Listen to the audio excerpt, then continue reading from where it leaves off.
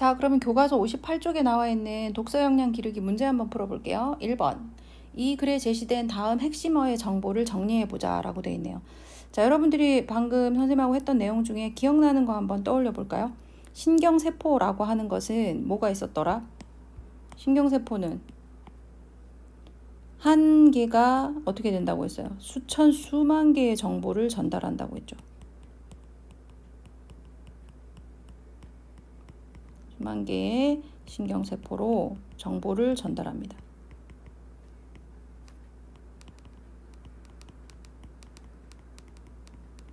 엄청난 기능을 하고 있다고 했죠.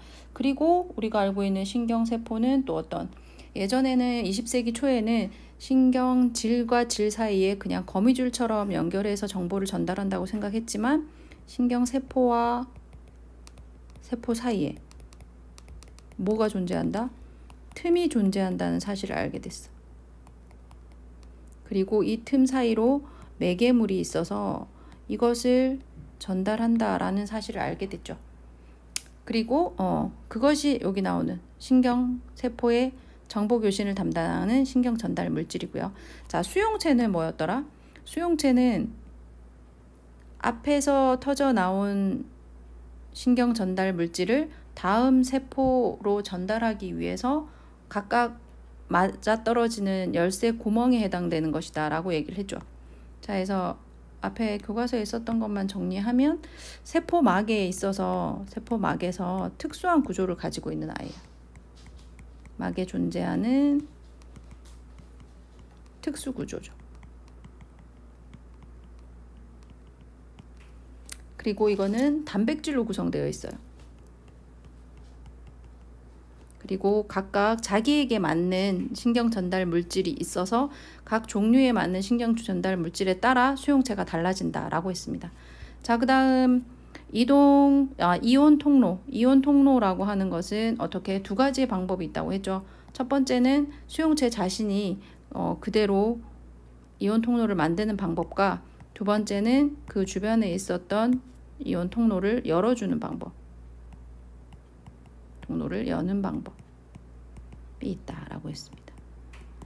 자, 이걸 우리가 여기에서 문제로 다루고 있는 건 한 번에 글을 읽고 나서 핵심적으로 나왔던 단어들에 대해서 얼마만큼 기억할 수 있는가를 이제 알아봐야 한다는 거죠.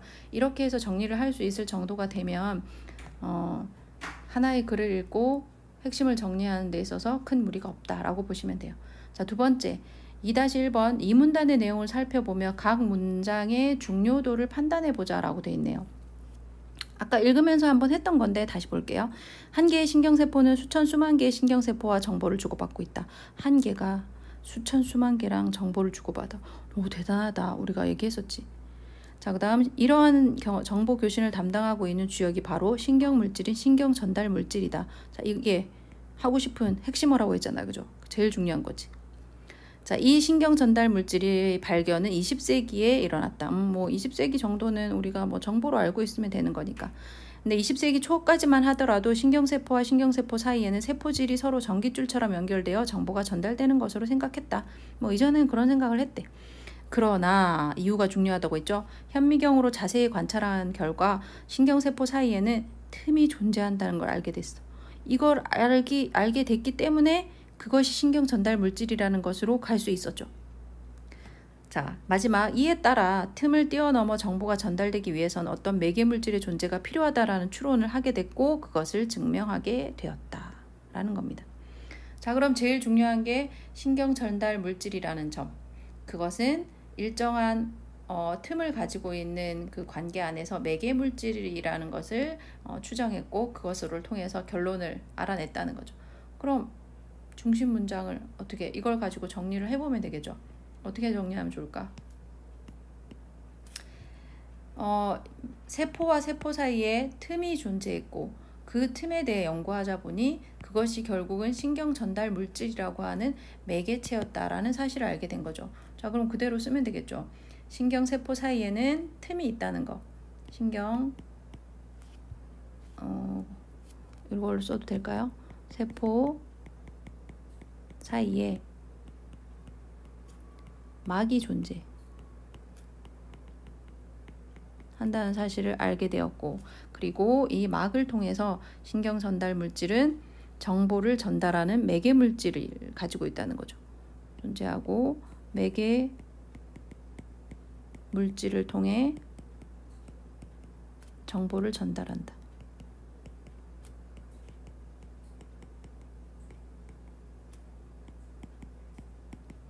전달함을 알게 됨. 언제? 20세기. 그런데 이 정보를 전달하는 데 있어서 쓰였던 이 매개 물질이 결국 뭐라는 거예요? 신경 전달 물질이라는 거지. 신경 전달 물질이라고 말하는 것이다.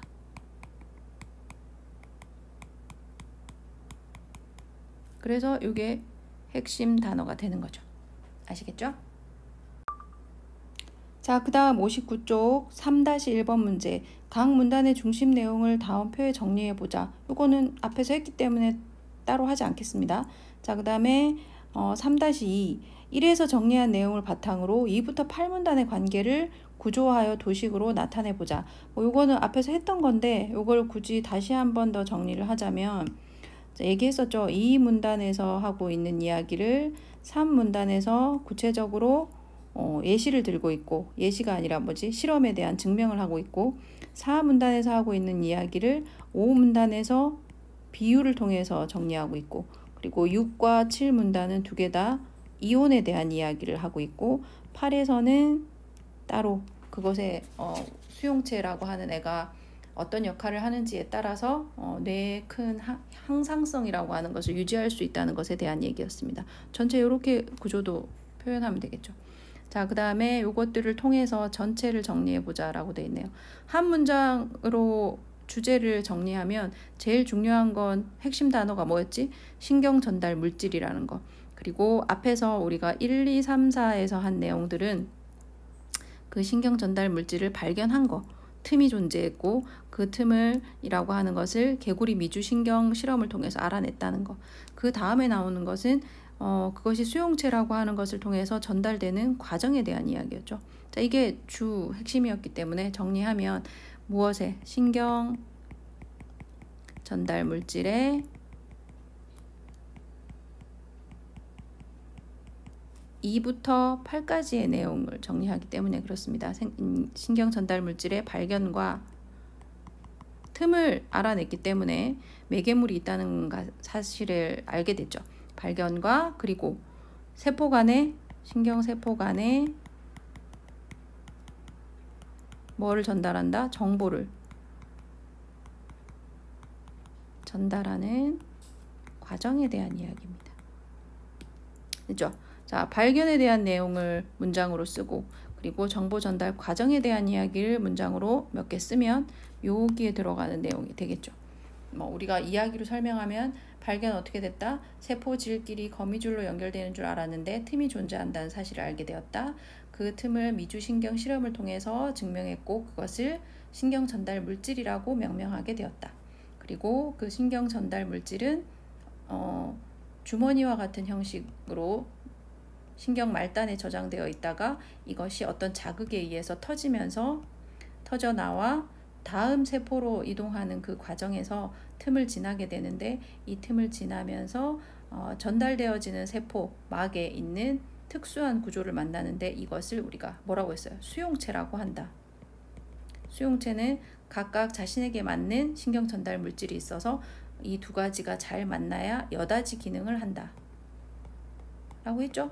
그리고 수용체는 앞에 나오는 신경 전달 물질의 양에 따라서 스스로를 조절하여 항상성을 유지하는 기능을 가지고 있다라고 하는 데까지 이제 우리가 정리할 수 있으면 본문을 정리하는 능력이 길러졌다라고 보여집니다.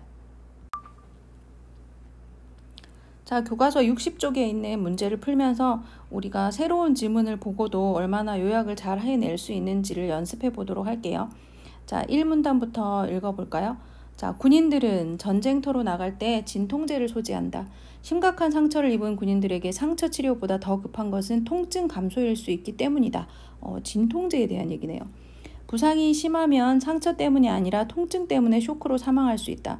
통증을 줄이는 것이 중요하다는 말이지만 그렇다고 통증이 나쁜 것은 아니다. 통증. 이라는 단어가 계속 나오네요. 사실 모든 통증은 나름대로 이유가 있다. 배가 아프다는 것은 위장기관이, 다리가 아프다는 것은 다리가 쉬고 싶다는 몸의 신호다. 통증이 없다면 우리는 아픈 부위를 깨닫지 못하다 치명적인 상처를 입거나 질병에 걸리게 될 것이다. 자, 가장 많이 나오고 있는 단어를 중심으로 핵심을 찾아보면 1문단은 무엇에 대한 얘기죠? 통증에 대한 얘기네요. 근데 그 통증이라고 하는 것이 무조건 나쁜 것은 아니야. 그러면 통증이 필요하다는 거죠. 통증의 필요성. 왜 우리 예전에 했던 드라마에 보면 의사 요한이라고 하는 드라마에 그 드라마 주인공이 선천성 무통각증을 앓고 있는 그 연기를 해요.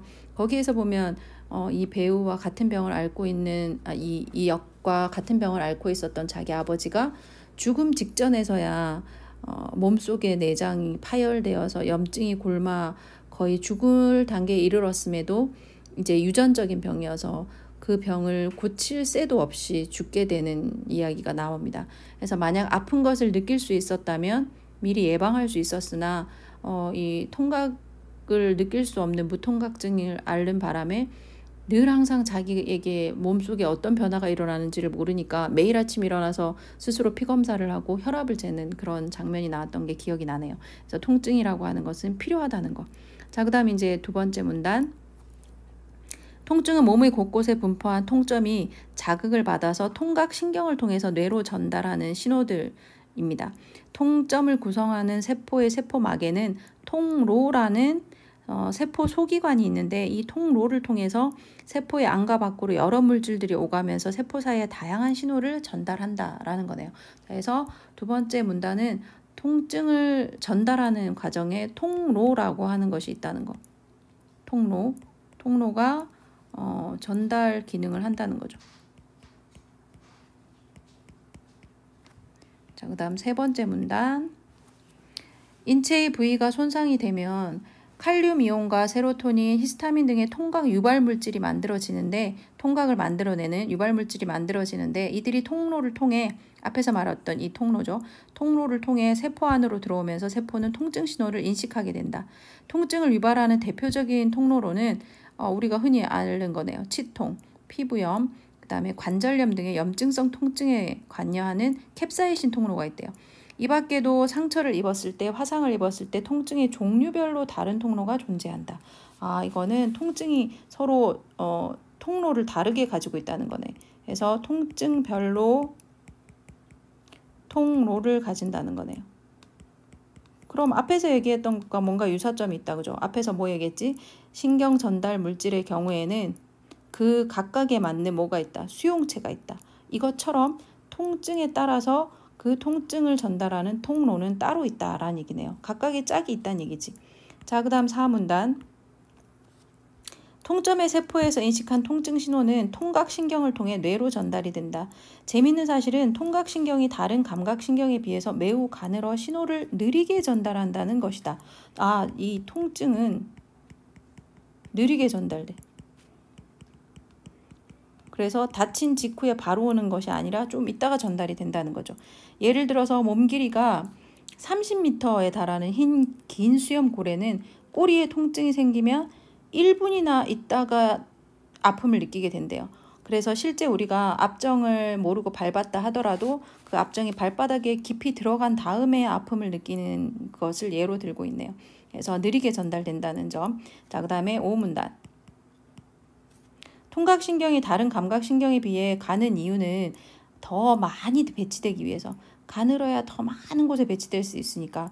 피부에는 1제곱미터당 약 200개의 통점이 빽빽히 분포하고 있고 통각신경이 굵다면 이렇게 많은 것이 분포할 수가 없겠죠. 이렇게 통점이 빽빽히 배치되어야만 아픈 부위가 어디인지 정확하게 알 수 있다라는 장점이 있죠. 반면에 내장기관에는 통점이 1제곱미터당 4개에 불과해서 아픈 부위를 정확하게 알기가 어렵다. 폐암과 간암이 늦게 발견되는 것도 폐와 간에 통점이 거의 없기 때문이다. 그래서 우리도 보면 배가 아플 때 병원에 가면 어때? 선생님이 진단해주는 통증이 어디를 만져도 뭔가 비슷한 것 같을 때 있죠. 배꼽을 중심으로 의사 선생님들이 어떻게 배꼽 위 왼쪽, 오른쪽, 배꼽 아래 이렇게 네 부분 정도만 만져보고 어디가 아프냐고 물어보는데 사실 여기를 만져도 여기가 아픈 것 같기도 하고 이럴 때 있죠. 아마도 거기에는 내장기관이라서 통증을 느끼는 통점이 거의 없어서 그런가 봐요. 그래서 통증을 느끼는 통각신경의 분포에 대해서 이야기를 합니다. 그래서 피부 같은 경우에는 굉장히 많지만 내장은 몇 개가 없다. 자, 그 다음에 6번째 문단. 대신 통각신경이 느린 속도는 그럼 촉각신경이 보완해준다. 통증이 일어날 때 대부분 촉각도 함께 오기 마련이라서 우리 몸은 경험을 통해 촉각에 반응해서 통각의 그 느린 속도를 보완해준다고요. 뾰족한 것이 닿았을 때 반사적으로 손을 뗀다든지 등 뒤에서 누가 건드릴 것만 같으면 휙 뒤돌아볼 수 있는 거. 요것이 바로 그 통증에 의해서 느려지는 속도를 보완해주는 방법이네요. 그래서 촉각으로 보완한다는 거죠. 자, 마지막. 그래서 7. 통증은 우리 몸이 주는 경고 신호인 만큼 아프다고 마냥 싫어할 만은 아니다. 통증에 감사하면서 자신의 몸을 더 소중히 하는 것이 어떨까. 자, 그래서 마지막에는 통증이 어떻다는 거예요. 통증을 느낄 수 있다는 것은 내 어딘가가 아프다는 것을 느낀다는 것이고 그것을 통해서 더 큰 통증이 오기 전에 예방할 수 있다는 것이기 때문에 통증은 필요하다는 것이고 중요하다는 거죠. 통증의 중요성. 자, 그러면 이제 전체 글을 우리가 정리할 수 있게 된 겁니다. 자, 그럼 마지막 61쪽 문제를 정리해 볼까요? 1번 윗글에서 중요한 단어, 구절, 문장의 표시를 해보자. 이거 다 표시된 거죠. 딱히 하지 않겠습니다. 이 문단 2번 각 문단의 중심 내용을 정리해보고 다 정리했어요. 내용 간의 관계를 파악해보자. 이 문단으로 보았을 때 1문단에서는 필요성을 언급해 주었고 필요성 그리고 2문단과 3문단에서는 전달 과정에 대해서 설명을 하고 있죠. 전달 기능이 있다. 이런 통로라고 하는 것을 가진다 해서 과정에 대해서 그 다음에 4, 5, 6에서는 전달 과정에서 역할을 하고 있는 통각신경에 대한 이야기를 합니다. 그래서 통각신경이 느리게 전달된다는 점, 여러 군데 분포되어 있다는 점, 그리고 그것을 보완한다는 점을 이야기하죠. 그리고 마지막에 가서는 중요성에 대해서 한 번 더 강조하고 있습니다. 그래서 필요성에서 이야기한 것을 마지막에 중요성으로 강조한다는 점에서 이제 앞에 얘기했던 이야기를 마지막에 가서 한 번 더 강조하는 형식을 취하고 있다라는 정도로 알 수 있겠죠. 자, 그럼 주제를 써보자. 주제는 뭘까요? 뭐가 중요한 요소가 된다. 통증은 더 큰 병을 예방해주는 우리 몸의 경고 신호이다. 그러니까 아플 때 그냥 넘기지 말고 바로바로 그것에 대해서 진찰을 받고 더 큰 병이 생기지 않도록 해야 된다는 거죠.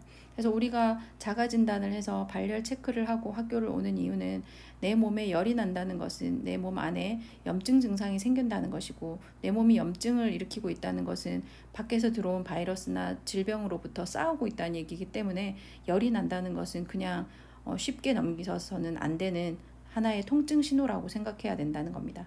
그래서 여기까지 해서 우리가 이 문단에서 이 단원에서 사실적 읽기라는 것을 통해서 작은 정보들을 모아서 그것들을 요약해보고 그 요약한 내용을 바탕으로 주제를 찾아내는 활동을 해봤습니다. 수고하셨습니다.